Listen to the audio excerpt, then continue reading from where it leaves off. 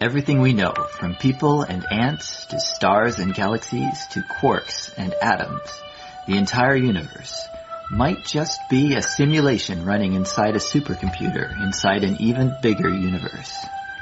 Ancient philosophers said that the universe is a dream that we're waiting to wake up from. In this dream world of the imagination, anything is possible. All cultural items, from the dreams of our rodent-like ancestors, to books, to television shows, are merely permutations of the reality we think we live in. Today's age of computers and video games places simulations at the center of our cultural consciousness. A select group of us perform simulations for fun and profit, and we call them games, role-playing and otherwise. We live to run simulations. Join us on the Simulationist podcast as we explore our culture of simulations. Hello everybody, welcome back to the Simulationist podcast. This is the 141st iteration of the show, and we're recording it on the 17th of May, 2015. My name is Josh Sherlevin. With me as always on the other microphone, a slightly gravelly Ryan Kirkby. There's Ryan Kirkby. Hey, how are you doing? Yeah, I've been better, but I've been worse. A little bit of sick, cold. My daughter decided, why wait until Father's Day to get me something? So she gave me her sickness. Very good. It's adorable. It's precious. I think I shared it with everyone at work. Hooray! So yeah, this episode is brought to you by TNT, Tylenol, and like some honey tea. Tylenol. Oh, okay, yeah, tea. So yay! Speaking of tea, Victoria Day tomorrow. Oh yes. Queen Victoria loves her tea. Yeah, I guess there's going to be a parade and everything. To center part of a long weekend. Don't know exactly what we're going to be doing. If I feel better, we might go swimming. My daughter's expressed a very good interest in swimming whenever she gets around the water, so we'll take her maybe down to the rec center. Don't know if we'll be up early enough to go catch the parade. Mm-hmm. I don't know if my daughter would really understand what a parade is, because you just kind of sit there and watch as it goes by. And she seems to be a lot more of an interactive type person, so yeah. I don't know if she'll get it. Well, she'll probably, given another year, she'll probably enjoy parades. Because, little kids love parades. Although, the thing I remember liking about parades, and I don't know if they still do this, but the clowns used to throw candy. Oh, well, maybe during the Christmas stuff. Maybe we'll wait till she gets close to age 3, and we'll go find like a Christmas parade to go to. I don't know if that's even allowed. I guess, it's from a legitimate source. Should be something, a clown. It's a parade clown. I mean, you got to get vetted to get in there. That's true. They're usually the Shriners or whatever, so those are good guys. See, but the parades I'm used to are like the small town ones where they have like a horse-drawn, just a plain wagon with a few bales of hay. You want to go on a ride down the end of the town, you just hop on there and you just wave as you go by. That's just what I'm used to. So, I mean, the bigger, this is going to be a 2-hour parade come 9:30 tomorrow? I think if you watch the whole thing, I think it might be, So it's like, I don't know if my daughter would get that or how quickly she'd get bored of it. And I don't want to leave. It's I'm kind of insulting the people I haven't got a chance to see. It's we're going to leave now. But I got a young kid, so I guess kind of forgivable. I wouldn't worry too much about hurting anybody's feelings. They worked all year on this fantastic float, and you're not going to see it. I think there's going to be plenty of people milling around. I think the idea with the parade too is it's very long, so it's a very in and out sort of operation. It's you don't have to sit for the whole. So the smart people are at the very beginning of the parade march, and so that way they get to see the end of it first, and they get to drive home before anyone else. I guess so, yeah. Actually, that's another thing. Parades, sometimes, I don't know how this one is going to be tomorrow, but sometimes people will, set up early. So, if you don't get there in time, there's a wall of people that you can't actually see. Which is why they do so many parades over at, the Disney World places. Yeah. Just to make certain that, you missed it, don't worry. Half an hour, there's another one coming by. Yeah. So everyone gets a chance to there. You don't have to wall up so harsh and be so angry about that. That'd be such a great job. Just do a parade all day. Well, I guess it wouldn't be. Not on your feet, but I mean the people would be happy to see you and you get all that cheer. So it's probably pretty good for your self-esteem, right? I think so. Yeah, I would hope so. I mean, it's a job. Yeah. Hey, it fills the paycheck, right? Yeah.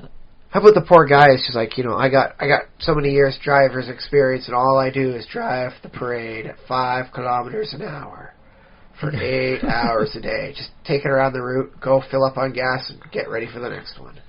Yeah. That has to be a little tedious. He's like, how long before they just automate this darn thing, man? Oh, man. And they could. I mean, they could just put a track underneath the cars and just... In fact, they probably do for some of the things. I don't know if they have. I think the Disney places like to keep it authentic. Keep the people in there. Provided they're behaving properly. I've been told some stuff about misbehaving employees not lasting very long at all once the higher-ups find out. I'd imagine you can't. Just like any other job, you can't misbehave. Well, no, they take a very hard stance. Anything that might be considered inappropriate, like you're not wearing the right clothes underneath your goofy outfit, that's it. You are out of there, man. What if someone had caught you? You don't come back. Okay. They're very, very hard on that sort of thing. And I can understand why. You don't want to ruin some kid's childhood that way. Your costume falls apart, and all of a sudden, oh my goodness, he was wearing a thong underneath. You ruined my child's life. I guess. Well, that's the thing about Disney is every little thing that happens becomes this rumor or this this happened at Disneyland. Oh yeah. And I think they've had people die on rides. It has happened. I mean, to the amount of people they have, if someone never died, I mean that would be statistically significant. So you got it. You got to expect someone's passed, a heart attack here or whatever. And was it Disneyland too, where the guy, the wheelchair guy, I don't know how you use the differently abled guy in the who had a wheelchair, but obviously he didn't bring his wheelchair on the ride because you wouldn't. Not a lot of room on those boat. But he was riding on. I think it was the It's a Small World ride. And he was riding in one of the boats, and the boat stopped, and they were I guess over the loudspeaker, please exit the boat. This is probably a story our listeners have probably read this song. But I don't know if you remember. Do you remember this story? I think I remember hearing it. Yeah, it's please exit. And he's kind of I really can't, buddy.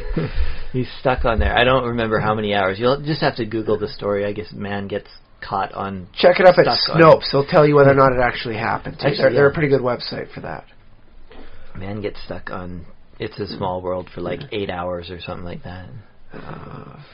They give him all the free music to help get the music out of his head, Oof. Yeah. Heck, I mean, if I had to be stuck around that music and I couldn't use my legs, I don't care. After 2 hours, I'd be doing a military kind of crawl thing, man. I'll go commando, just like John Rambo sort of thing, just crawling on my hands. I'll make it happen, or I'll make the singing stop. Something's got to give. Now, is my memory correct though? That are those do you float in a boat for It's a Small World? Is it just a car? Or I believe it was a boat because from what I've seen for a lot of the parodies, it's always been a person in a boat for that. Okay, yeah. I haven't been there since I was a kid. So. I've never been there. From what I've seen though, and all the parodies I've accumulated, a consensus says you're in a boat. Yeah, and I seem to, so it would be a little awkward to try and climb out of the boat. The boat's rocking over to the side as you're trying to get they should have some sort of tip sensor sort of thing. Then all you need to do is rock the boat a whole lot. They're like, hey, cut that out. And you're like, make me, and that's how you get the security guys to say, okay, now help me. I can't walk. Get me out of here. And they're like, okay, at least I don't have to put up with an irate, customer. We'll just, I'll fireman lift you here. Let's get out. They seem fairly good on that sort of thing. I should hope that Disney would retain a few fireman build type guys. I've given the extensive amount of their operations, I would be rather surprised if they didn't have their own fire crew. I would be surprised. Yeah, actually, you probably do. I don't think it'd be a volunteer fire crew. I think it'd be a professional one too. But can you imagine them grabbing the Toontown fire hose or something? Why isn't this working? All that comes out is confetti. Woo! That just makes the fire worse. It's like flammable confetti. Did you ever see the Mythbusters when they blew up the sawdust? They made a sawdust explosion. Oh yes, they were testing out because we're here in BC and there's a lot of timber industry stuff, and so every once in a while you hear, oh, there's a fire going on. It's everyone wonders, was it because of like the sawdust in the air? Like, what was the particulate ratio and all that? Yeah. And it turns out stuff like flour too is very surprisingly flammable when it's airborne. Yeah. So scary stuff. And another reason for good ventilation in the forest industries, various higher end areas, just to make certain you don't like wind up all of a sudden being in the center of an inferno. Yeah, for sure. Do you want to? Shall we talk about what we've been up to? Okay, go ahead there, Josh. You take the lead. Okay, yeah, all right, I will. What have I been up to? In video game land, I've been playing a bit more Minecraft. I've been working on my mesa biome base. That's the very beautiful mesa biome that Minecraft has. So are you digging the multiple colors and all the layering stuff? I am digging them. I'm digging them away until there's none left. Well, that's what I did with a huge block myself. Just kind of dug it down. Yeah. And then, like, because I have this, it's very far away from my main area, so I've been... You know how in Minecraft you have to I have to do a farm and a sheep farm and a cow farm. And, I know. And reed farm, and you have all these little sub areas like to grow whatever you. Unless you're doing a vertical farm like I've done for like all my crops together. Got some areas for the animals over there. Bam. Yeah. So my main in my main base near where I started the world off, I have sort of everything is kind of dotted around pretty far apart, but it's not too far, so it's not too bad. But this one is so far, I've basically done one of everything in this, one of all the farms. So that's basically what I've been working on, is just basically restarting the game almost in a new area. New game plus. Yeah. Dig it. Yeah, and... So how much do you like the mesa blocks themselves? Because I fell absolutely in love with the solid colors, the wonderful texture, and decent explosion resistance too.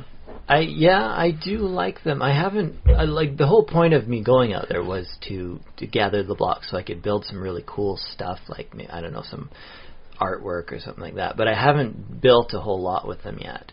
But I do I think they're very attractive texture, attractive looking block. Even though it's funny because it's not interesting. It's just they're basically solid colors, but not an overly bright. So it's not like neon green or anything. This yellow's so bright. It's more like a mustard yellow. Yeah, that's true. The black is really just a really deep brown, kind of like a bitter chocolate brown going for it. Yeah.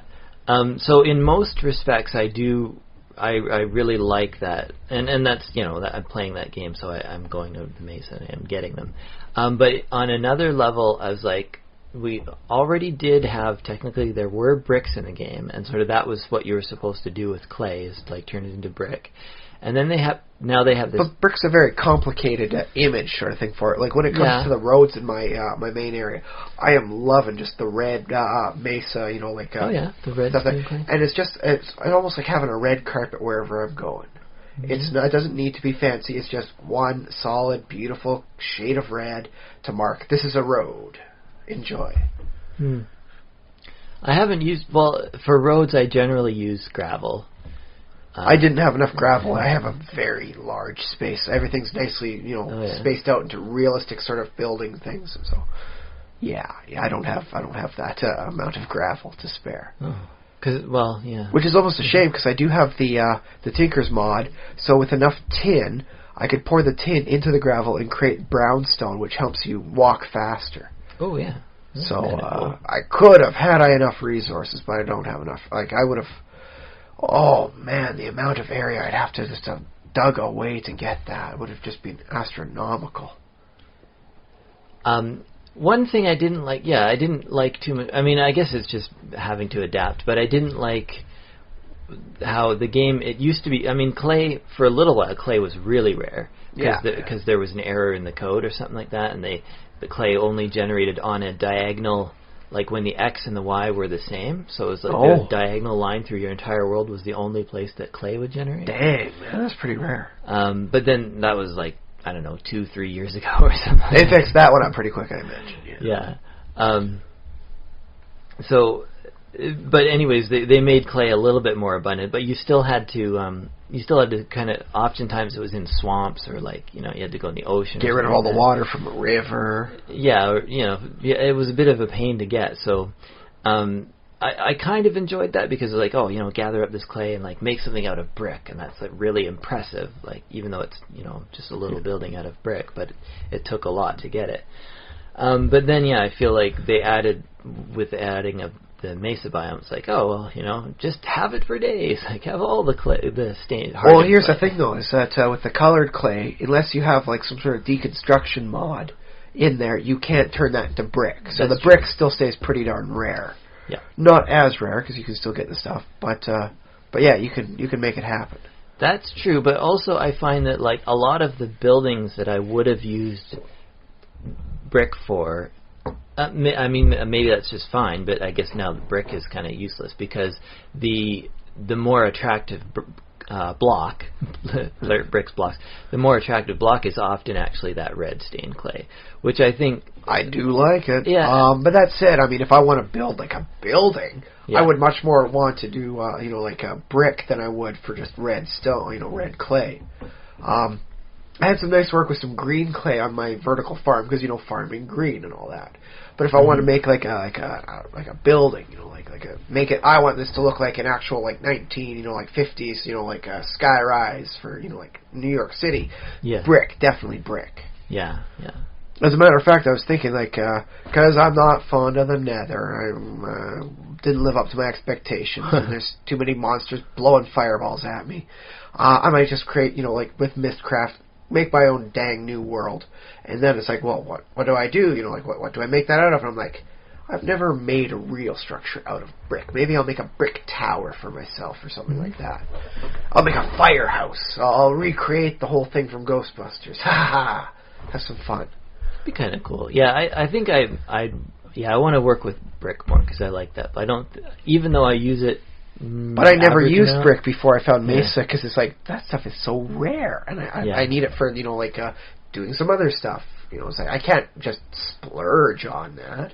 But now that I have the Mesa, I've got a deconstruction mod. I can turn colored clay into regular clay, and then I can harden that up and make it brick, and bam, I can work it. I could make a full large building just out of it. So I think that's yeah, you could.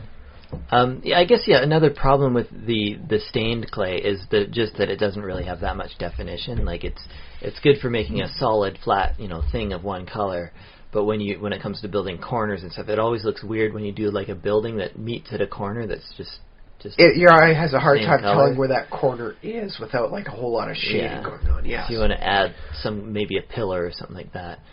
Which is why when I was doing my vertical farm, it was just effectively like vertical stripes of the color green in and amongst just the basic sandstone I was working with for horizontals. And that came up with a very nice look between the two. I don't really advocate one solid color of anything for a building. It just... I tried that with a very large building citadel, and it was just like, it's all the same. It's like... it's just so ugly. Mm-hmm. So I learned that lesson. So I advocate having colors, and you can still keep them in nice patterns. It helps add to the definition of what the heck you're doing. So that's my 2 cents worth on the matter. Yeah, cool. I think I agree with you on the aesthetic point there. I think that's basically all I've been up to. Just more Minecraft, really. Well, that's not bad. That's not bad. Yeah. What about you? What games? Ooh, well, let's see. I introduced my daughter to Teen Titans. She loves it. Now there'll be times she'll just be going around Teen Titans. I showed her the episode Bunny Raven, or How to Make a Titanimal Disappear. Have you ever seen the episode? I don't remember. They're fighting the... I won't call him evil, because he's not really good at evil, but he's a villain. The villain is, like magician Mumbo. And he traps them all in his hat, where his power is much more, because it's his magic hat, right?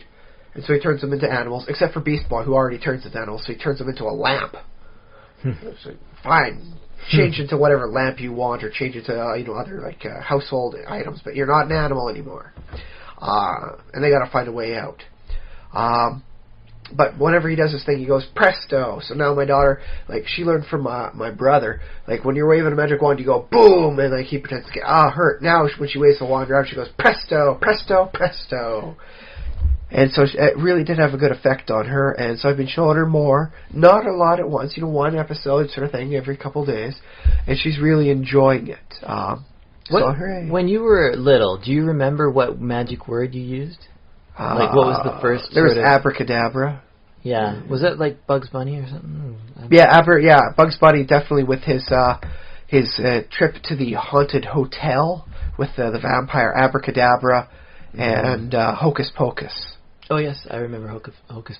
Like, because there's the one scene where the vampire's going to squish him with the rock, and he he goes abracadabra and turns him into a bat, and boom, and crushes him, and he's like, Hocus Pocus, and he goes back up again, and then abracadabra, bam, gets crushed by the rock, and then he goes up and he's not doing too well because he's crushed by a rock. And then Bugs Bunny's like abracapocus, and he turns into like a bat with the head of the vampire, crushes again. Pocus cadabra, Walla Walla, Washington.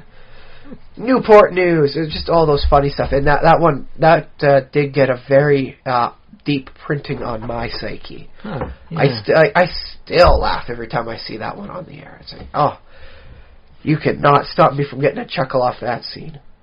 It's funny because I was going to say, I don't remember specifically the source, but I remember being a kid and knowing that there was such a thing as a magic word, not besides please, yeah. There you go.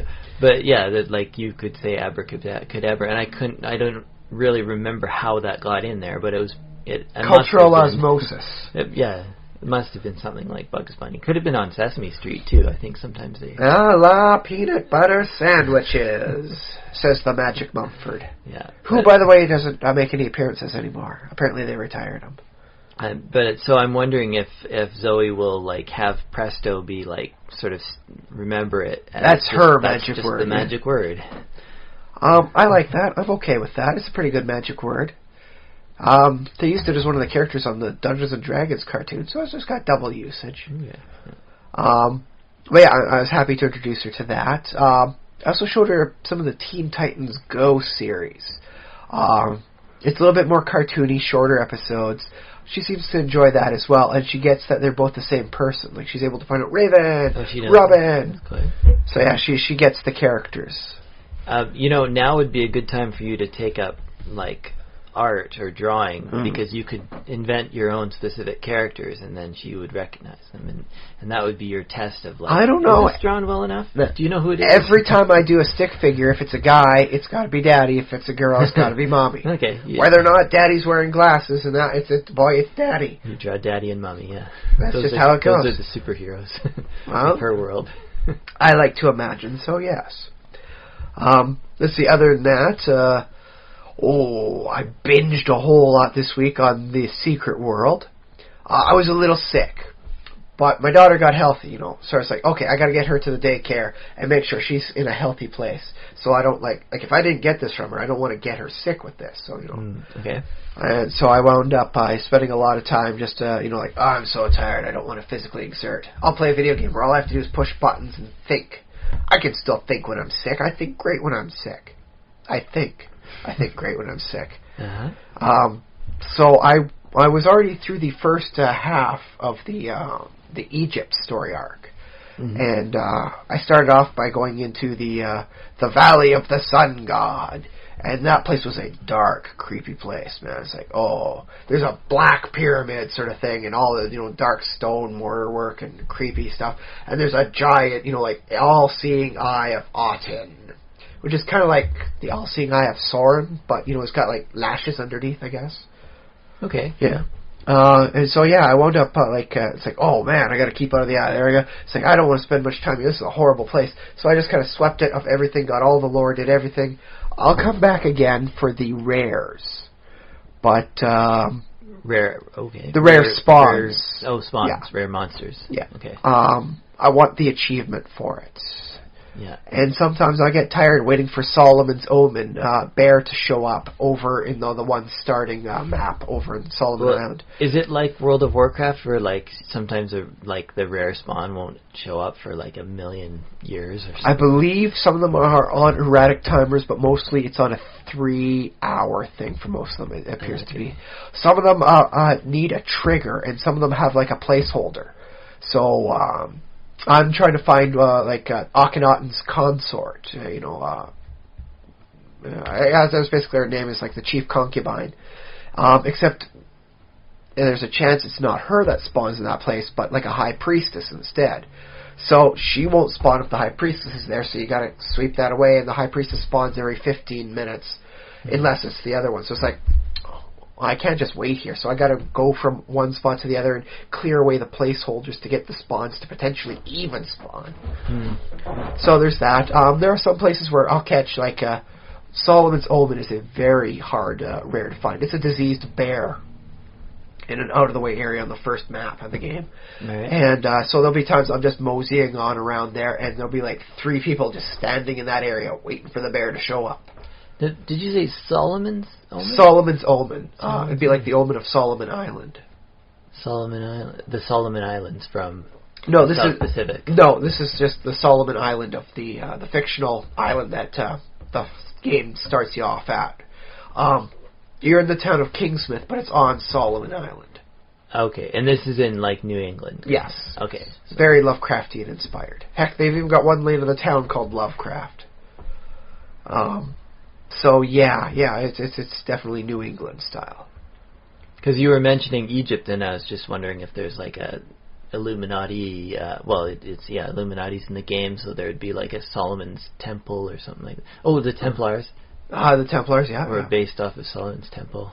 Well, actually, the Templars, that was not their original name. They go back to like ancient Mesopotamia.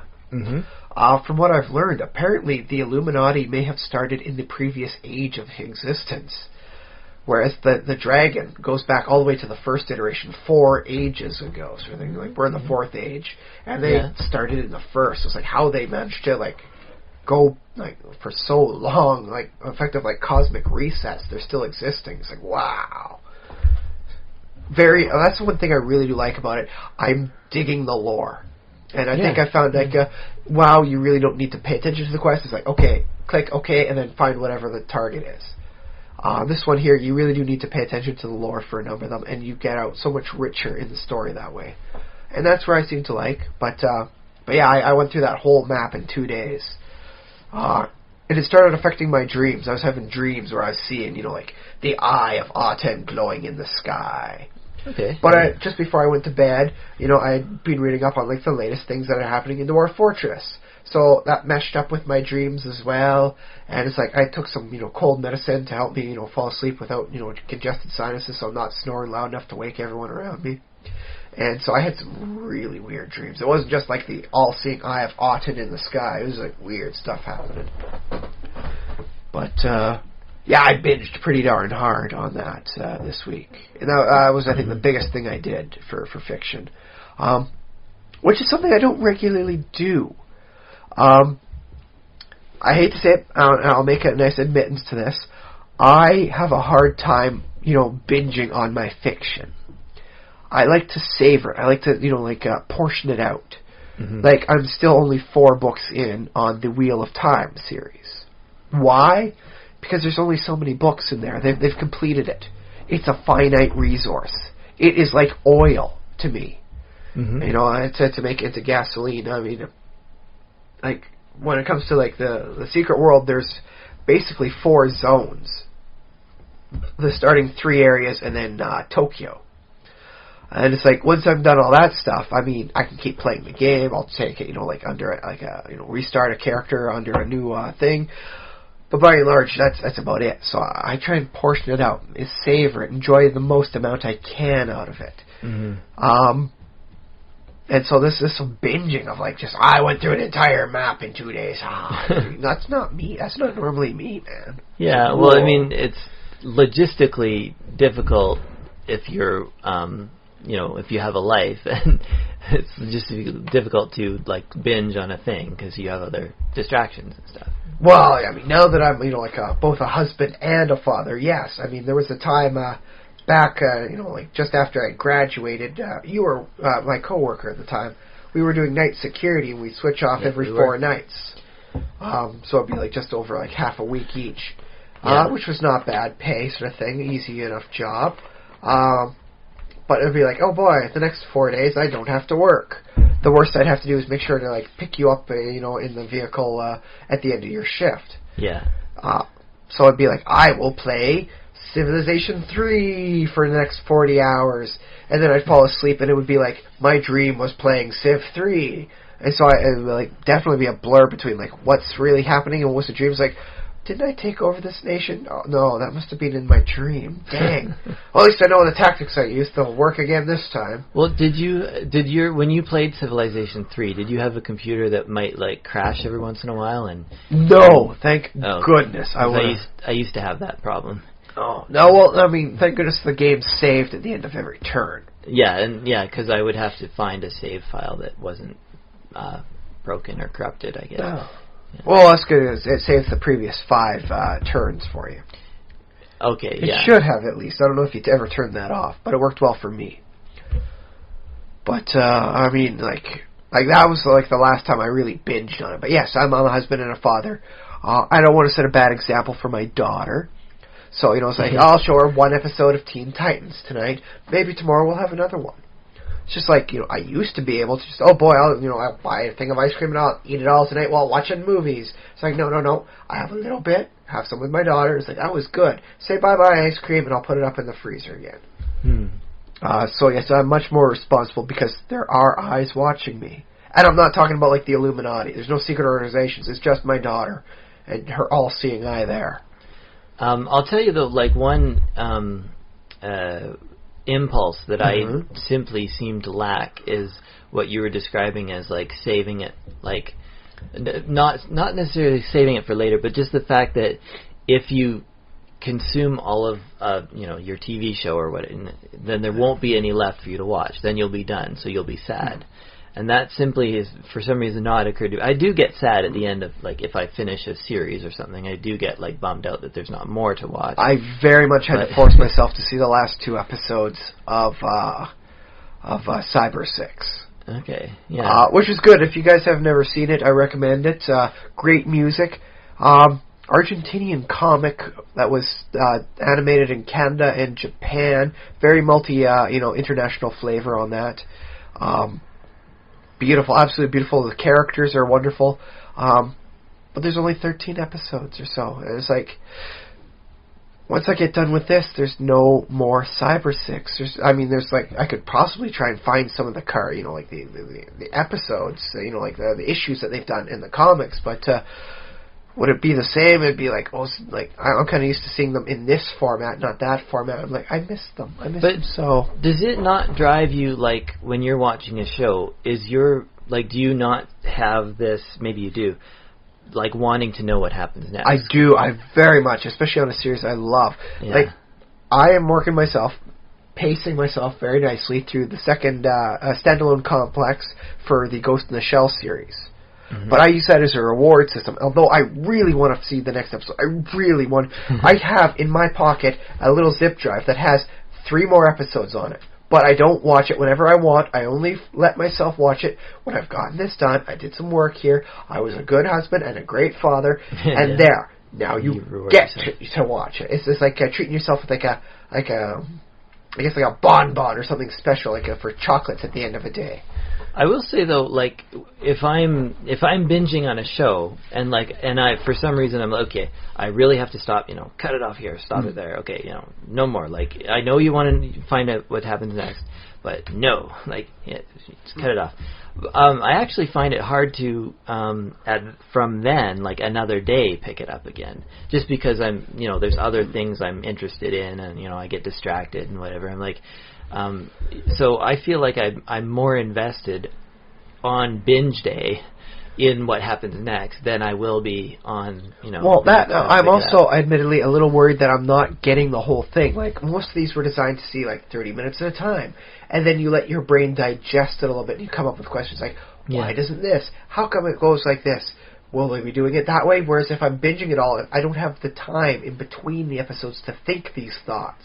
I'm just watching it. And I find myself, like, when I'm binging, being a little bit more passive on that thought. And I hate to be passive when I'm partaking of fiction. I want to be an active participant. And it's also kind of interesting, too, like, when you binge watch a thing that maybe was sort of designed as maybe it was supposed to be on a network with commercials and stuff, so you will get, like, repetition of, here's the scene, and then cut to it. Commercial comes on back, and the same thing happens again. And then the same thing at the end of episodes and beginnings. Sometimes they do, like, recaps and everything. Oh, yes, especially when things are, last week on Dragon Ball Z, and there's got, like, people shouting for 30 seconds. Now on to today's episode. And I guess at that point, sometimes that will make me feel, like, a little bit guilty, because it's like, they're feeding me all this information that's like, oh, aren't you excited? You've waited a whole week to get a recap and, like, see this. I'm like, actually... Do you remember what happened last week? It's like, dude, that was like 5 seconds ago. To be honest, TV, I've been here the whole time. So yeah, I sometimes fear I'm not partaking right, because sometimes, it's like, oh boy, I like this webcomic, and I'll read through years of the archives, and it's just like, okay, now I'm caught up, and it's like, well, one, it's like, what do you mean there's not like 5 more pages for me to read today? Why is it taking you like, oh, that's right, you've always been updating twice a week. Oh, man. Yeah. But then, I see, like, I read the comments on some of the stuff, it's like, I can't believe this is finally paying off, man. We've been waiting 4 years to see this happen. And I'm like, yes, we've been waiting 4 years to see this, haven't we? Oh my, yes, what loyal people we are with such long attention spans. And I'm like, I started last month. And so sometimes I don't feel the whole experience that comes around it. It's just like wine tasting. It's not just about drinking the booze. You smell the bouquet, you wash it around your mouth, you feel, the aroma, the texture, and all the whole thing.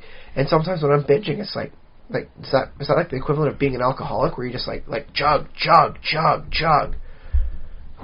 So. Well, and there's other things, like, I've had this problem ever since, like, reading novels and reading books and stuff, is I will miss a lot on my first read through a book. And then I read it again a second time, it's like, oh, okay, that makes more sense now.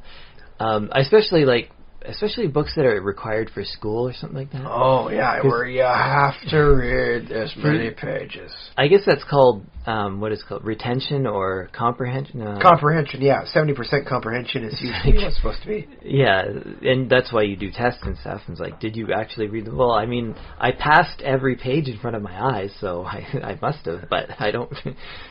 For some reason. I'm pretty certain there are still things I'm not getting about Lord of the Flies. Yeah. I'm reasonably certain there's levels of complexity I just did not see. Oh, another part also, I don't like people using it as an example for the lack of civilization inherent in man, because that never actually happened, people. It's a fictional story. It didn't really happen. Don't use it as an example. Well, please. Well, what I like about it is that it is sort of a metaphor for existence in general. I mean... The necessity of the construct of society to prevent the inherent barbarism of man from taking hold. Because technically, our society, like what foundation does our society rests on kind of a loose historical, like we have constitutions and laws and stuff like that. But those all had to be in some way constructed, although I guess, like what you're saying, the difference is it's got a very long history, and it's sort of, if you study it, you can see, okay, this is why this is that way. And it isn't just, sprung out of nothing. But in a way, like, society is kind of, like, because there's no, because I don't believe justice in God, is not a real particle of the universe. Yeah. You can't say justice will happen. You have to make it. Yeah. So I think you can't say, well, all we have to do is make sure that, we protect enough justice, and justice will like somehow take hold and it will flourish everywhere. No. Justice is like a man-made product. Yeah. There's no like Juston particle of the universe. Although, by the way, if you ever want to come up with a wacky superhero, create somebody with like some sort of justice ray. Instead of like firing a laser at somebody, he fires like justice particles and makes it happen. Juston Belieber. I don't know, Justinos? Although I like Justice Beaver from The Office. Oh, okay, yeah. But yeah, by and large, like civilization is a man-made product. It doesn't just happen. You don't just like have a bunch of like animals walking around, they bump into each other, and a suit and tie happened. Oops. Boy, wouldn't it be kind of a weird society if that's how it happens? Like, well, you know what, there's none of civilization here. We're just going to focus, all these people together, and then we're going to like just kind of herd them together until they start sending memos back and forth. But the other thing about like those high school texts is sometimes, we talked about this with Stand By Me, is it will have a different meaning if you've experienced a bit different life, if you get older, for example. I remember one story. It was a short story, but it really divided the class heavily. It was about a young man, this sort of thing, just like a teenager. His father was an architect, and they found a house that was like made by Frank Lloyd Wright in Britain. And what they did was like, the owner's gone away for a week, so they go into the house and they trash it. They utterly trash the entire thing, and then they set things up so that this hollow shell of a house is like attached to a lorry. A truck. It was in Britain, so it's a lorry and all that. So that when the like owner... Hugh Laurie. Is that what Hugh Laurie's named after? Maybe. I don't know, I'd have to ask him. I think it might be spelled differently. Okay. But the guy comes home, and then the truck takes off sort of thing, and it pulls out the back wall, and the whole thing collapses in on it. And half of the people, I suppose, and the teacher included, saw it as a story where a young man asserts his independence from his father by undoing what his father believes in. So he becomes his own self by going against the nature of his dad, who is an architect, and thus was really inspired by like Frank Lloyd Wright and the other greats for architectural design. Myself and the other half of the class saw it as a young punk who demolished somebody's home, who was a complete innocent and had nothing to do with that. It was just a story of vandalism and glorification thereof. Well, this was his own kid, though, right? The house he destroyed was like not connected to his dad at all. Just a random person's house? It was just somebody's house that was designed by Frank Lloyd Wright, and while the guy was away for a week on vacation, they trashed his house completely and set things up so that it would actually collapse in front of his face when he got home on vacation. I think I remember this story now. It's one of the ones you read in school. Yes, it was one of the mandatory readings. Yeah, it was in London, which had been bombed, and it was one of the only buildings that had survived. Yeah. Well, maybe it wasn't Frank Lloyd Wright then. It was a famous architect. Sort of thing.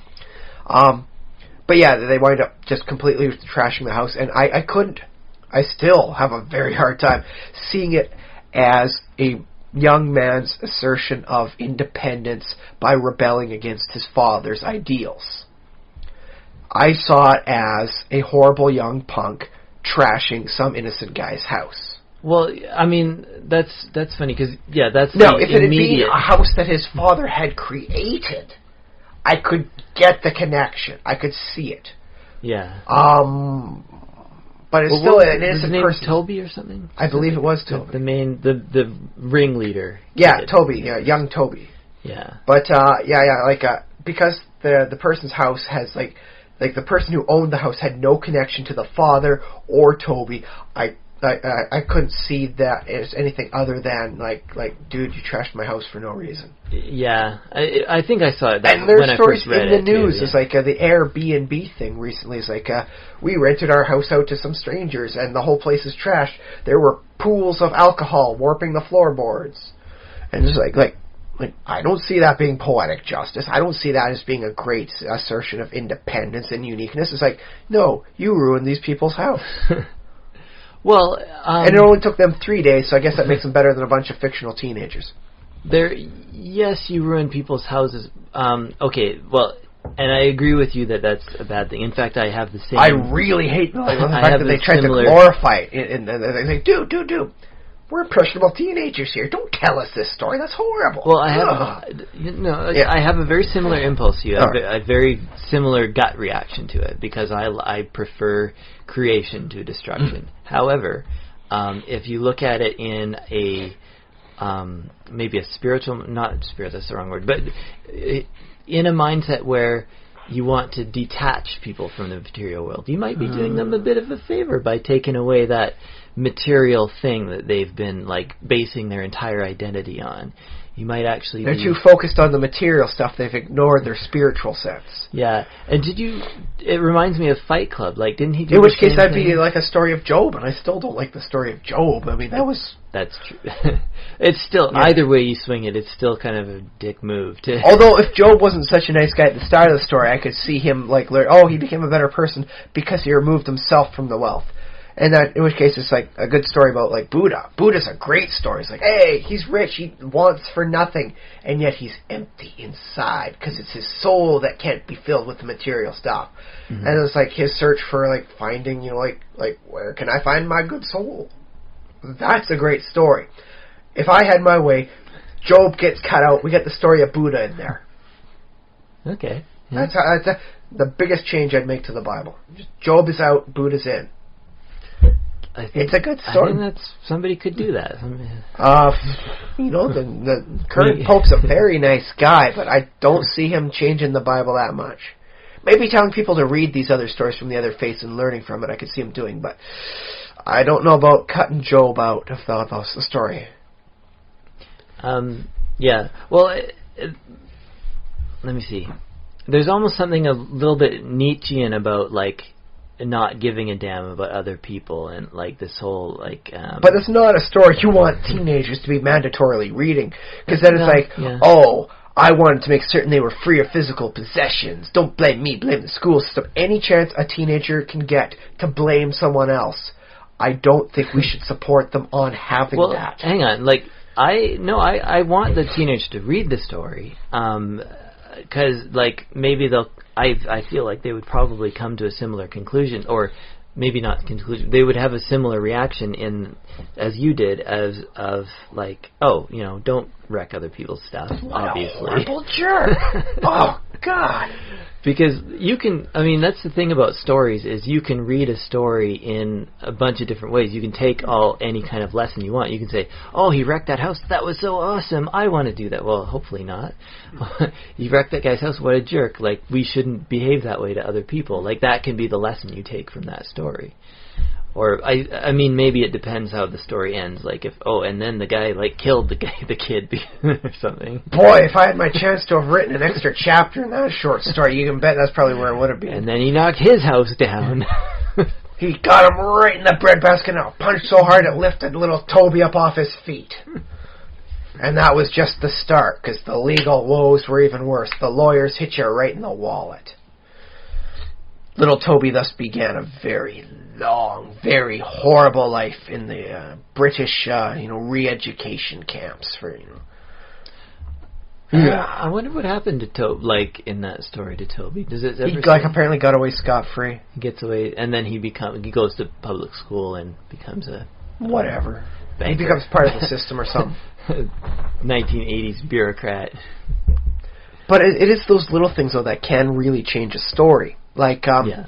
I never got Ebenezer Scrooge being such a horrible person until I saw the Muppets one, where they did a much more faithful rendition of his earlier life, where his growing up, he never had Christmas. For him, his father never apparently cared, for him enough to bring him home from the boarding school. And so for him, like, Christmas was a time to get caught up and get ahead of other people. So whereas other people saw it as a time to get together with family, he saw it as a chance to get ahead in life. And so that's what the Christmas season still is for him. And he lost his true love when she left him just before Christmas. And so it's a very bitter time for him then. When I saw that, it's like I really did get why he just didn't give a damn about Christmas. Yeah. And it wasn't that he was such a cold and bitter person, because, I hate Christmas, I'm an evil guy. It's like, Christmas has never done anything for me, and I have no positive connection to it, so I don't care. And I don't care if you do care, because this is my life, and I'm working it. It's the Christmas season, it's time to get ahead. And he does make some good points. There is no good value in spending all of your rent money on a Christmas turkey. I believe people should have learned that lesson in the 1800s, but you still see them spending their money on stuff like that today and wind up like, oh, how can I make rent? It's like, well, maybe you shouldn't have spent $500 on booze this month, buddy. Sure. Yeah, well, booze is, a different thing. A turkey, though? Like, isn't a turkey relatively good value? Turkey is what they describe. I mean, there's a lot of presents, but that's the thing he mentions to Kermit Cratchit in that case. Is, like, why are they spending their rent on the Christmas turkey? And so, it's like, okay, that's a very good point. That's a very good point. Spend within your means. I appreciate that. But when the people weren't telling his backstory properly for how he got so bitter, he just seemed like almost a cartoonish villain. I'm evil because I only exist to do that. And then once he did start seeing like, oh, this is when people get together, and this is how awesome it is when people are together, he's like, I want that. I want awesome in my life. And so it felt more than him just, I'm touched by the spirits. It's like, no, they made a really decent argument for him being a better person through celebrating the Christmas season. So it's like, yeah. The Muppets really did tell the story properly, because, sadly had never gotten a chance to read A Christmas Carol. And so the proper telling of it really did add so much more to the character, so much more depth. And maybe that's all that was required for Toby, is to get in a better backstory for him, so that I could somewhat sympathize with him.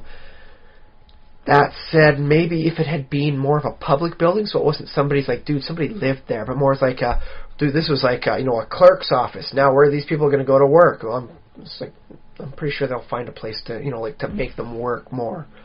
Yeah. The government will find a spot for them, like a warehouse for them to start putting their papers in now. Well, like you mentioned Job, and there's just something so, like, maybe this is evil, but it's just satisfying of being like, that's the only thing he has, and like taking that away from him. Like that's he had everything, man. He had women, he had children, he had cows, man. He had houses, and then it's like God takes all that away from him. Like no, man.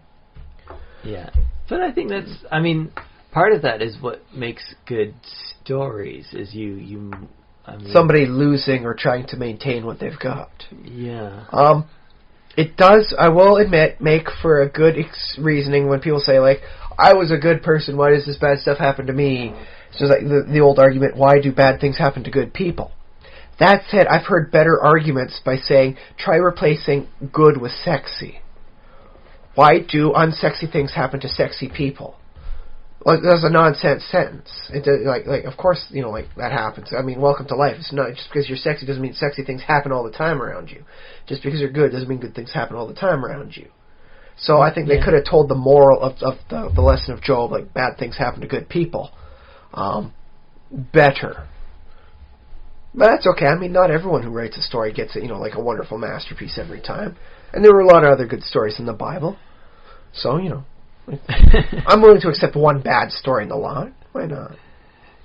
Oh, I probably shouldn't call it In the Lot, because they have the story of Lot and all that. Yeah, Lot. That's a different guy. Pillar of salt wife sort of thing going on. But yeah, that was a heck of an interesting tangent we went off on there. Sure, yeah, I'm not sure how we got there. Books and portioning stuff off. Oh, yeah. Okay. But ultimately, I do see most of my fiction has an incredibly finite source. There was only 3 seasons and 1 movie of Batman Beyond. And I love Batman Beyond. But what I will do sometimes is I'll take like several different things I want to watch. So I got Batman Beyond, I got some Teen Titans, I got some Justice League, and I got some Samurai Jack. And I'll watch just 1 episode of each. And so I'll create my own programming block to watch. And that way I'm getting in, hey, that's like 2 hours of fiction. Mm-hmm. But it's not like jamming everything in there. I still get to portion it out, make it nice and good. I mean, my wife and I, it took us about 2 years to watch all of the Jackie Chan Adventures stuff. We were watching one episode every Saturday.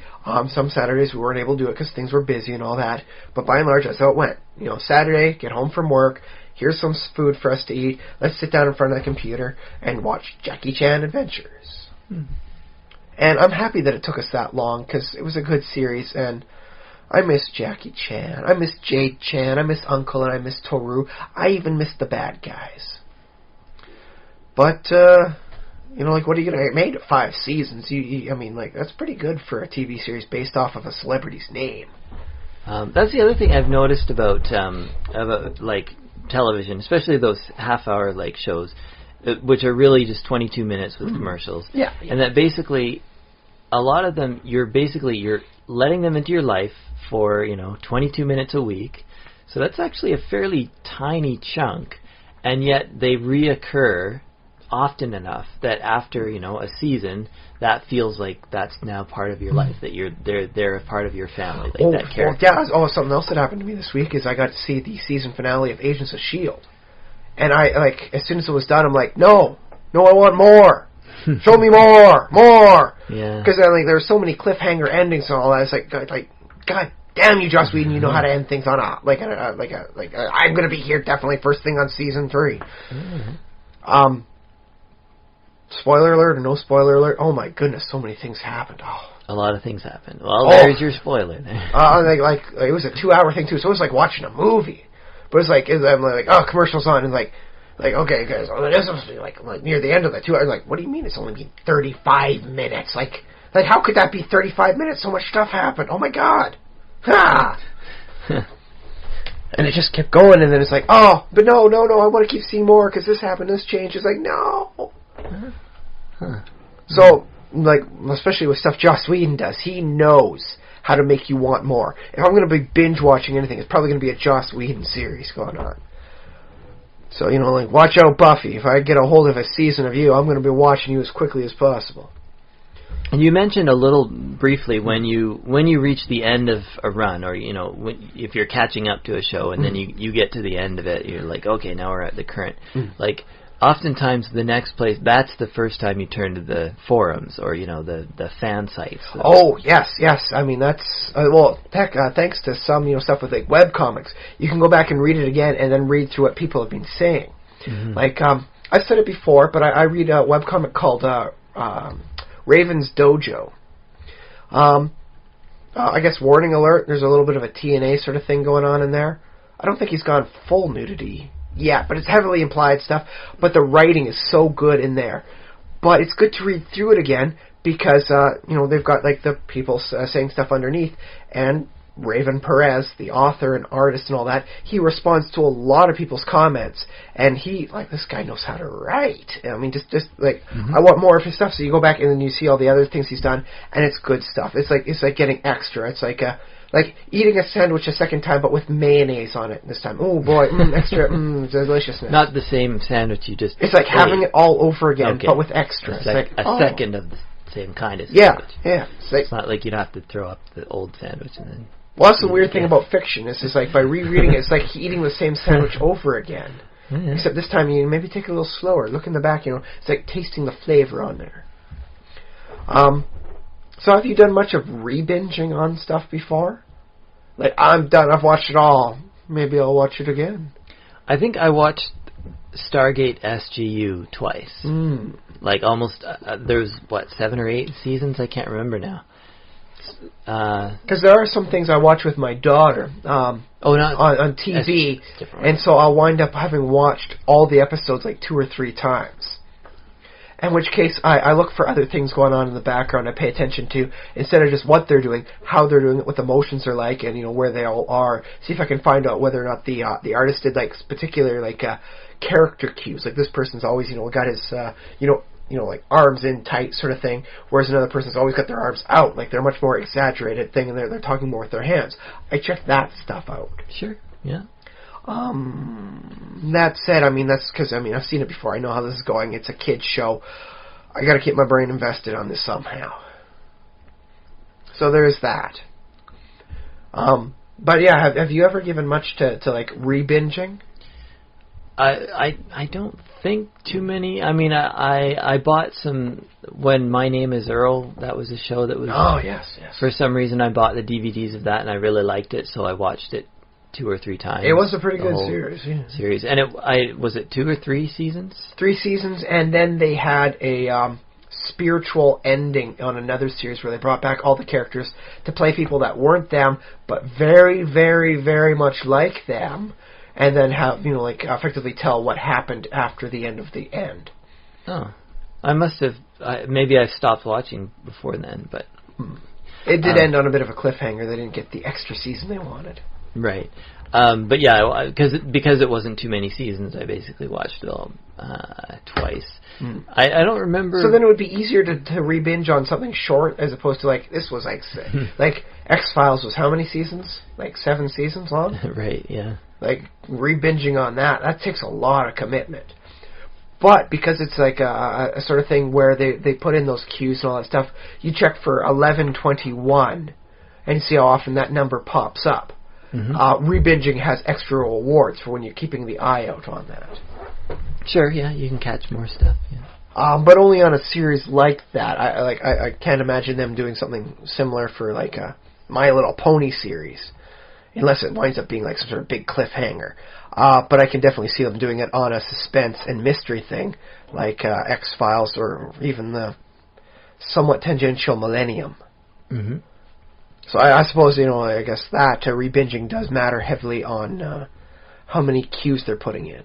I've been told Twin Peaks, at least the first season, definitely has a high re-watch factor. Okay. I haven't seen it myself, so I'll just take the word on that. Oh, alright. I don't know if I can recommend the second season. It didn't have David Lynch in there, so this whole thing about them putting a new series, or redoing the series, but without David Lynch, and everyone's like, oh, Twin Peaks without David Lynch is just like a tea without, some honey in it. And it's like, no. Twin Peaks without David Lynch is like Twin Peaks Season 2, because it didn't have him in there. Which apparently was very bad in the ratings, I've been told, so... But yeah. So yeah, I guess re-binge depends heavily on its genre. Yeah, I think so. I would expect. So what do I do then when I'm done and the characters are effectively gone? My friends I've followed with for so many books or so many seasons, they're gone. They're no longer with me. I mean, I suppose I could try and find some wallpapers to put up, to cycle through on the background of my computer. But I mean, that's just not much. It's not everything I want. Yeah, well, I mean, so you've watched your show till the end.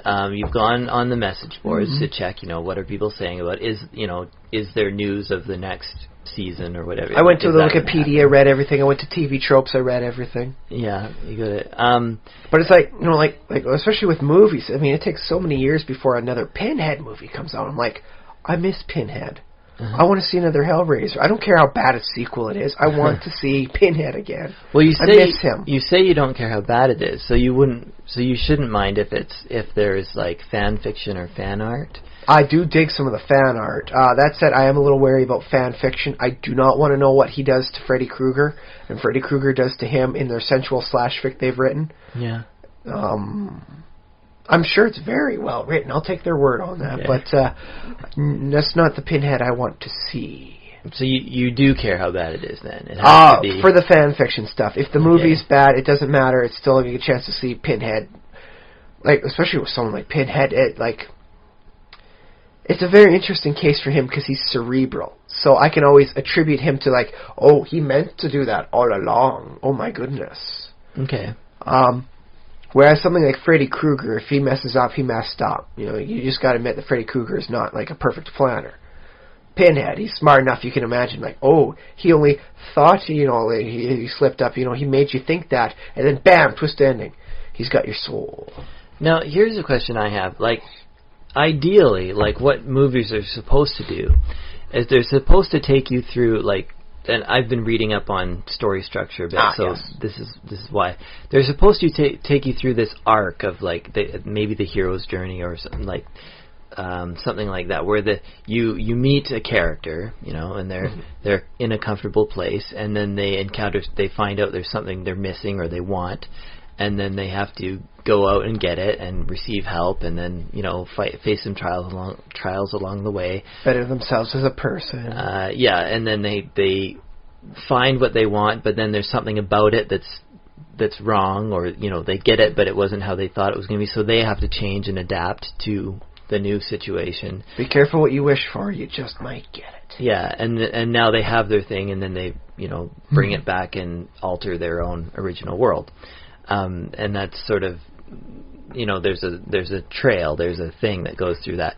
So when I watch a show or a movie or something like that, I feel like if I get to that point, if I figure out, okay, I met this character, I fell in love with them, the main character, whatever. Maybe not really in love, but you're like, oh, I'm so digging this story with this character. I want to see more of what happens. I like using that. I feel like I'm using the right term when I say fall in love. But it's a platonic love. Sure, yeah. You're not looking up slash fics on them just because, oh man, this character's so hot. I was gonna, because maybe I think those things are very closely related, because I think that's why a lot of people do end up writing slash fiction, is because they do identify and fall in love and become so close to a fictional character. It is hard to call someone that being in love with them if you're not aware of their mind. I think so, and I think I think that's where true love starts in the real life, is in knowing who a person is rather than just what they look like and where they go and what they wear. And I think that if you're a super good writer, that's what you do, is you create a character that your readers will be like, I love this person, and I want to. If it's a fake person, obviously, but and then they want to follow them along. But then of course the story happens and the reader's like, oh, I see where they're going, I see them changing, I see them having to fight this and that, and they become a different person at the end, which you may or may not love quite as much, but you're like, okay, I've experienced their story, I loved them until they got to the end, and then, I guess they're in a new situation, which I'm not as I'm not as interested in now, because they're not in peril, or there's nothing that they particularly want. So now when you watch the sequel, it's like, oh, now we have to invent some new crisis for them, or something new has to happen to that character to bring them back and to make you fall in love with them again, even though by definition they've changed into another person after the end of that first story. That's a very good point. But it is the case that everybody, we have our favorite characters and we love them and we want to see them again. Do you suppose the distance of time makes it easier to let go of a character? Yeah. I love Ash Campbell from the Evil Dead trilogy, but that was made in the 80s, and time has progressed on. And as much as I like Bruce Campbell, I admit he is not the young man he was as Ash Campbell, in there. No, Ash Williams. Sorry, Ash Williams was played by Bruce Campbell. Sorry. yeah. And so I'm willing to say, okay, you got 3 good movies, one horror, one second horror / comedy, and then one full comedy out of the whole thing. That was good. I enjoy that. But I admit, time has marched on. I'm willing to let them go. I watch MASH. I dig pretty much every character except Frank Burns. I pretty much dug. But you know what? That happened way back. That happened most of that happened before I was born. Yeah. So I'm willing to okay, I'm willing to let that go. Hawkeye, I don't know really what happened. I mean, I could watch the aftermath and all that stuff, but at the end of the final episode, you're off on your way, and I'm willing to part ways with you, because I mean, time has gone on far enough. They could try bringing them back, but it's been so long. The characters have aged. Yeah. Maybe it's one of the best advantages to doing things in a non-live action format, is so long as the person can speak, it doesn't matter how much time has passed, their character can be as young and as vital as ever. Yeah, well, the Simpsons haven't aged. I think a number of them are going to wind up aging now that they've lost one of their main voice actors. Yeah, one of them, who did 20 of their voices, he quit the series. Harry Shearer? Castelletta? One of them quit. He did the voice of Frank Hibbert and Mr. Burns and Waylon Smithers. All sorts of people. He's off. Apparently, Fox did not want to let him do his voice work for them and work elsewhere. So he says, it doesn't matter what the heck you guys are paying me. I want to do other work. I want to, do all sorts of stuff, which they let some of the other voice characters do. Yeah, I would think. But they wanted to nail him as an exclusive stuff. So he's like, I don't care how much you want to pay me. I'm walking. So apparently he's out. Well, I think a lot of TV shows, especially in the United States and Canada, TV shows don't have that long of an expected lifespan. So actors are Simpsons is freakishly long. Actors are more often willing to sign a contract. Say, for 5 years I'll be only Sheldon Cooper, for example. He also does commercials and a few other things, but sometimes as Sheldon Cooper, basically. What's his actor? We can look at it in the Marvel Cinematic Universe. Hugh Jackman. Actually, I guess that isn't the Marvel Cinematic Universe. That's with Fox, isn't it? Because it's a mutant stuff. Okay. Hugh Jackman's been playing Wolverine since the first one, and that was 2001, 2002. And apparently this next bit for him being Wolverine, that's his final one. That's the last he's going to wind up being Wolverine. But that's 10 years of playing the same character. Yeah.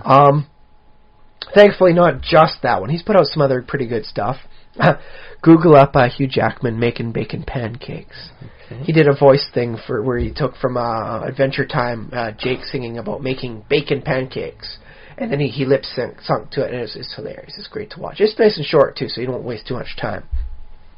But that's a long time.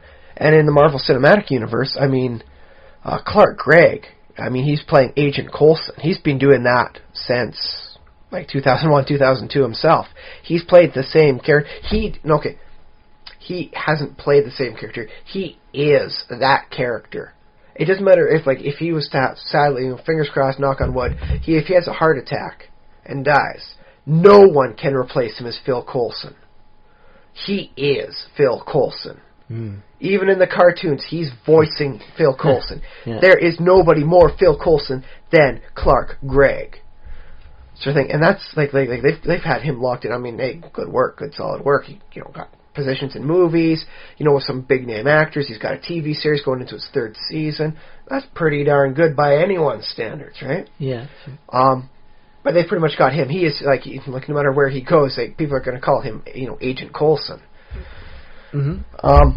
And they're getting a lot of their characters locked in the greater Marvel Cinematic Universe. Robert Downey Jr. is going to be Iron Man for ever. Mark Ruffalo, I think they finally nailed down as being the Hulk, Bruce Banner. Although that, if there's anyone willing to change out who Bruce Banner and the Hulk is, it's probably going to be through, that, because they haven't been able to keep a consistent Hulk throughout the movies. C'est la vie. But by and large, they've got everyone else locked in. This person is Hawkeye, this person is this one. All these characters are locked in, and they are these people for so many long years. Well, sure, but, how many years did Sean Connery do James Bond? Not as long as people would have imagined, because they're still seeing him as it. He did play it for a very long time. Yeah. But he wasn't just James Bond. But with this larger Marvel Cinematic Universe, it's pretty steady work for people if they're willing to, put in, okay, I was in the Avengers movie as Hawkeye or whatever, but I'll play as a secondary character, and I'll come in on this movie here, and I'll be a spot in on this one here. So even though I don't get my own movie, I'm still appearing here and there. Yeah. And that's pretty groovy. It's good. It's not easy to get solid work in the industry there. So congratulations to them. And they're getting more and more as they do more the TV series. They've got Deadpool. Apparently that one rocked. I got to see that. Because the second season. And they're locking in all the characters there, and apparently it ties all in together. So they're going to wind up being in that greater structure. Yeah, and you can do animated, and you can do video game voiceovers too. Oh yes, that's very good work too. Fingers crossed, good quality video game stuff. The Spider-Man video games were very well done. But by and large, video game adaptations don't have the best reputation. So fingers crossed, they live up to it. Rosario Dawson is apparently getting locked in. She's going to wind up being... She was a nurse in the Daredevil one. And now she's locked in. And, she's in the Marvel Cinematic Universe now. She's locked into contract. So it's That's a little interesting to think about because most of these people don't play, like one character for such a long time. Yeah. And if they do, it's like I pop up once and twice and 3 times, or like the Lord of the Rings things, they get all the filming done at once, and then it's like, oh yeah, I was Legolas, but that was like 3 years ago. I did the acting. I'm Orlando Bloom now. Well, acknowledge me.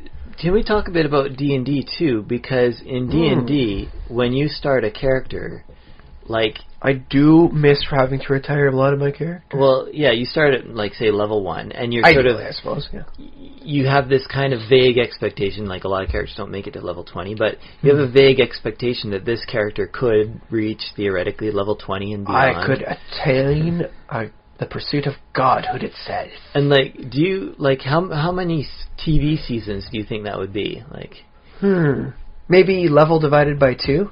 Yeah, 2 levels per season. Yeah. Which is a very interesting way of thinking about it, then. So that every big bad's supposed to last you 2 levels? Sure, that's a very interesting concept. For how long to keep a big bad around. Yeah, well, that seems to be, like, you remember the adventure modules that came out way in 3rd edition, like our edition, or the Sunken Citadel and the Forge of Fury. I think those were about 2 level-ish.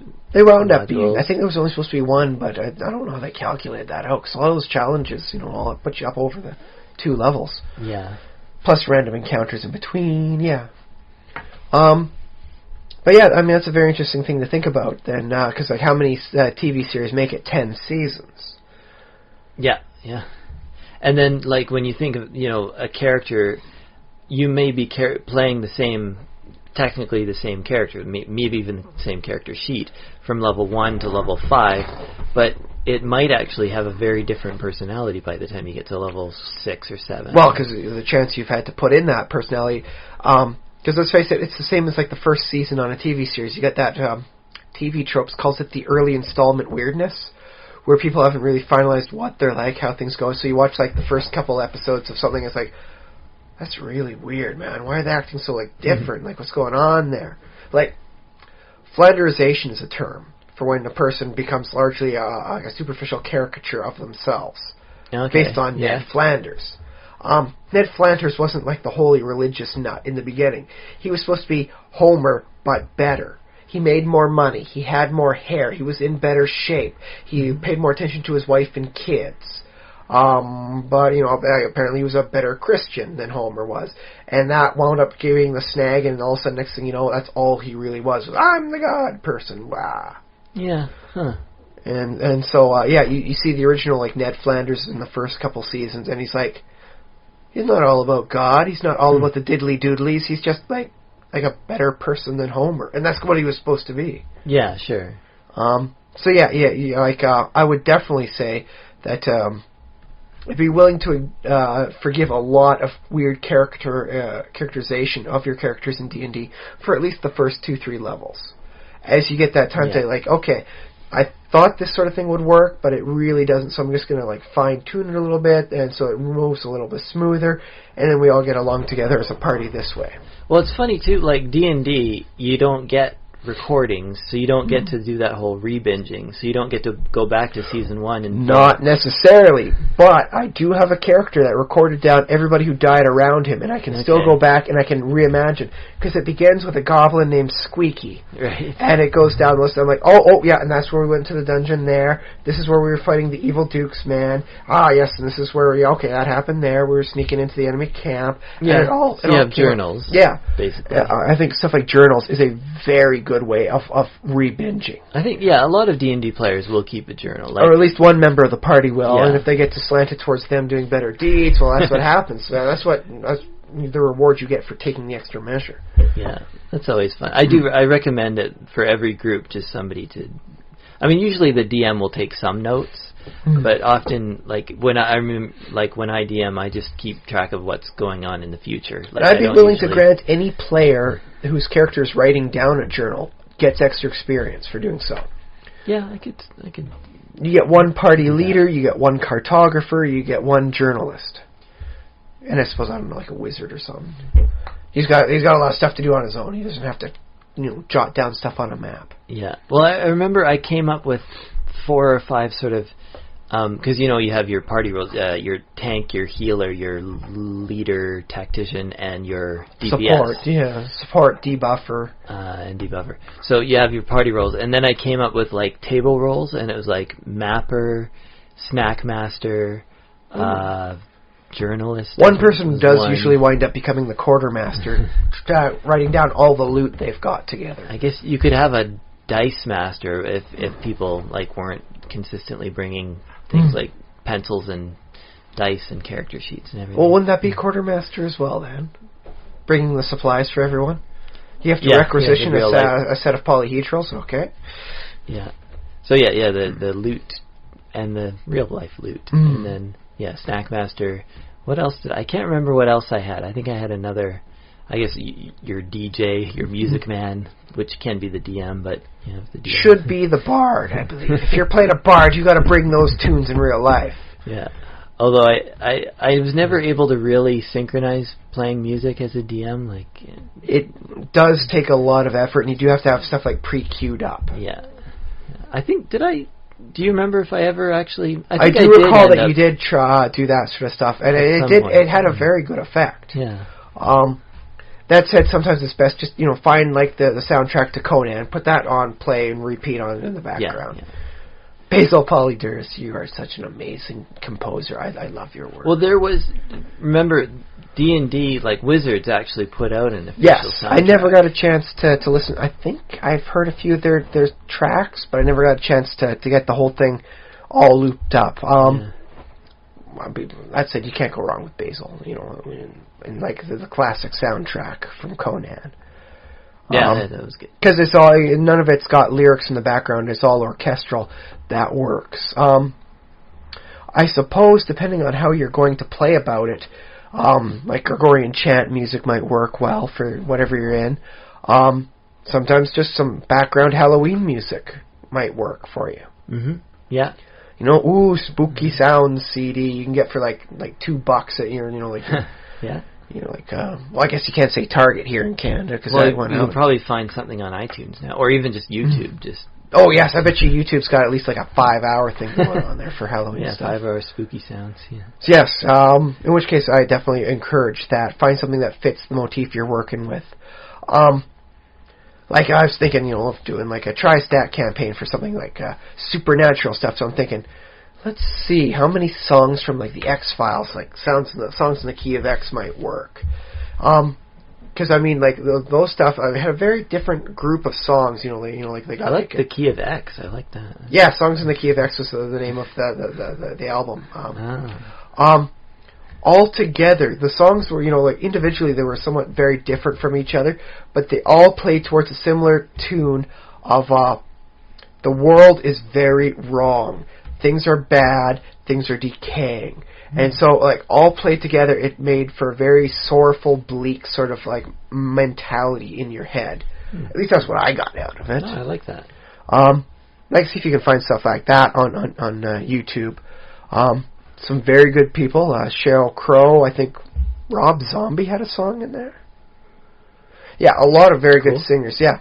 And so just listen to, like, the soundtrack and see if they're, like, despite the differences in the stuff, see what general like mentality it helps lead for you. Mm-hmm. Mm-hmm. And that's I think the best way to go about it, and see like for you to cobble together your own soundtrack for your tabletop thing. I think that'd be a very good way to go about it. Cool. Can I mention in case our listeners have thoughts about or home remedies. I mean, my throat's only so good. You got a home remedy for me? Let me know. Home remedy for Ryan's cold because he's suffering through this. I am powering through it despite my voice trying to give out at any moment. I will not let myself be beholden to one weak set of like muscles twitching around. Well, that's good. So if you have home remedies to share with, or your favorite soundtracks to music, you can email them all to us. Was there a character you really hated to stop reading about, and that's you just couldn't make it through that final novel in the series because you didn't want it to end? Let us know which one really caught your interest, because I want to know. I want to see which characters are so good you have a hard time giving them up. Yeah, indeed.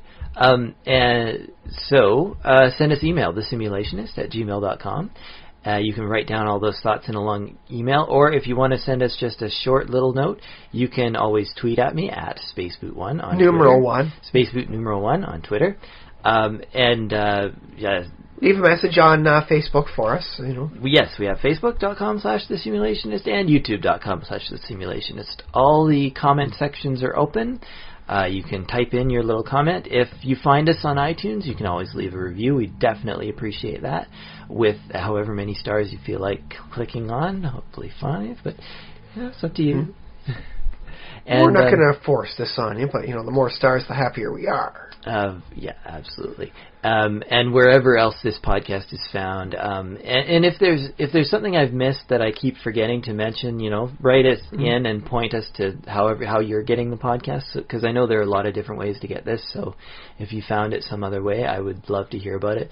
And it took a mule 2 weeks to travel across the desert to bring me this podcast. I should say, speaking of sharing it, we absolutely want you to share this podcast with all of your friends and family and just strangers on the street. And we are totally fine with you copying it and distributing it. That is totally fine. Do that. We do make the request that you don't try and turn a profit off of sharing us. I would. But if that happens, we're not going to say, rabble about it. It's congratulations, you've got good, financial savvy. I think technically we have to frown on that, but at the same time, I would be curious, because I don't know how to make a profit on this. Speaking of profit, though, you can also support us on our Patreon page. Okay, how about this? You do turn a profit off this. Donate half of your profit to us through the Patreon. Yeah, you can do that. There we go. Patreon.com/ I think I have it under Spaceboot 1 also, but you just basically you have to do a search in Patreon to find the Simulationist podcast. You'll find us there. And also I'm putting a link in the show notes. So that's all the social media stuff. And I guess we should finish up. What about more open endings for the character, where it's and then he walked off into the sunset, where you can just imagine the stories that might happen, and thus instead of saying this is the end, it's no, this is just the end of that story. He goes off to other stories, and all I have to do is think about what sort of stories he might get into, and that's equally valid. I do I am actually regretting what I said, the solid airtight case I made for ending a story, no more. This character is done. He's retired. Because I actually do I like experiencing characters, and because I love them. I fell in love with the character. I want to keep stuff like the good, the bad, and the ugly. I don't feel bad about those characters. Going off and leaving whatever ending they had. Sometimes in a pine casket. Sometimes they go their separate ways. But I was okay with them going off, because it wasn't the end of their stories. These are the kind of people that have more stories than just this. Yeah, absolutely. And sometimes you see the story will end with, and he went on to have many other fantabulous adventures. And he did eventually sit on the throne of his own kingdom, but that is a story for another day. Yeah. So you can definitely kind of tell episodic, here's another thing that happened to him. But again, it's a very okay, and now we hit this character the first time with this major crisis, and they had this really transformative experience in episode 1 or whatever, the novel 1, and then the second one there has to be something compelling about it to be yes, I really care about that something new is happening, rather than it just being, that's that guy I know, and sort of a thing that was slightly inconvenient happened to him. I guess I'll read about that too. I always had the notion that should I make the good series that gets me famous, write the story of stories, at the end of everything, at the end of all the story arcs and all that, I would have the characters, whichever ones are surviving, just walk through some sort of weird portal to worlds unknown. They were done with what they were done. The world doesn't need them anymore, and so they're not ready to settle down. Not yet. And so they walk through this mystical portal to worlds beyond what is known in the world, and thus let the characters, let the fans write stories, and just let whatever they, be a equally valid potential for what they explore beyond that misty doorway. Well, another, a fun thing that happens, too, is, okay, Superman has this, first grade adventure, or, a nice little arc of several, years. I would like to see stories. The good first Superman story that doesn't involve saving Lois Lane from a crashing plane. Sure, well, because that is how he started off, as Superman sort of thing. Yeah, okay, so Superman has all these stories, and then over here Batman has all these stories, and then, wanders off into the sunset, or Batman doesn't wander off. Goes back into the Batcave. He does whatever he does. He's like, and he continues to have more adventures. And then Adventure 2 is where obviously the Batman meets Superman, where the two cross-fiction heroes, like, this hero and that hero, now the universes collide, and that's probably collide or like get assembled together like Tinker Toys to make something bigger and grander. Yeah, universes integrate and they become like, now this happens where you have two beloved, central heroes. I have heard a good argument that a hero is supposed to embody all the heroic aspects of your story, and thus you can't have two heroes in a story. Yeah, which makes like Batman and Superman an interesting challenge, because it's like, well, whose story is it really? Mm-hmm. And I like that, just the fact that you can wrestle with those ideas. I think they're different enough you could play it one against the other, where each is their own hero depending on which story you're looking at. Yeah. But that takes a little bit more challenge to write. I think so. I mean, I think you could reasonably just sit down and sort of spend a bit of time thinking about it and probably get something cool. And obviously, like, it's been done. Many times. I mean, that's why they had the Justice League to begin with. And, what if we took all our great characters that are selling real good comics and put them together in one comic? Yeah. It's like, you madman, let's do it. Bam. Done.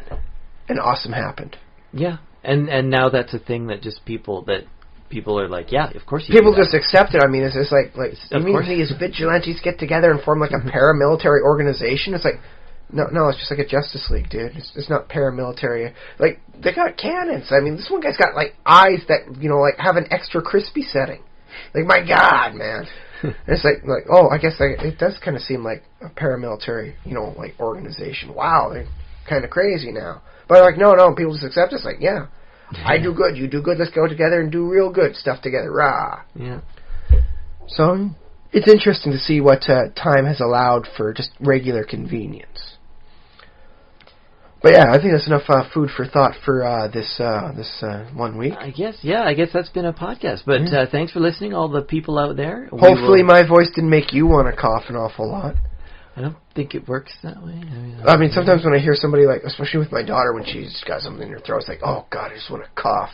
I just want to somehow get my coughing into her throat for her to cough that up. And, it's so scratchy. All right, well, we'll be back in another 7 days. 7 days, indeed. And I've been Josh Gillette. I've been Ryan Kirkby.